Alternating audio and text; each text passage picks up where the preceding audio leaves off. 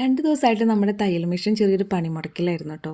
സംഭവം എന്താണെന്ന് ആദ്യം എനിക്ക് മനസ്സിലായിട്ടുണ്ടായിരുന്നില്ല. പിന്നീടാണ് മനസ്സിലായത് ഓയിൽ കൊടുക്കാത്തതിൻ്റെ പ്രശ്നമാണെന്നുള്ളത്. അപ്പം ഞാനിപ്പോൾ ഉപയോഗിക്കുന്നത് സിംഗറിൻ്റെ മെഷീൻ ഓയിലാണ് കേട്ടോ ഉപയോഗിക്കുന്നത്.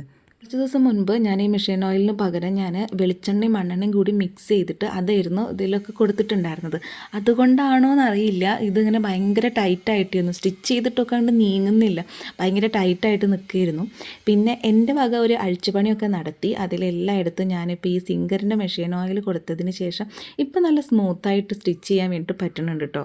ജാമ്പവാൻ്റെ കാലത്തുള്ള ഈ ഒരു തയ്യൽ മെഷീൻ നിനക്കൊന്ന് ഉപേക്ഷിച്ചൂടെ എന്ന് പലരും എന്നോട് ചോദിക്കാറുണ്ട് കേട്ടോ. പക്ഷേ എനിക്ക് ഉപേക്ഷിക്കാനായിട്ട് തോന്നാറില്ല.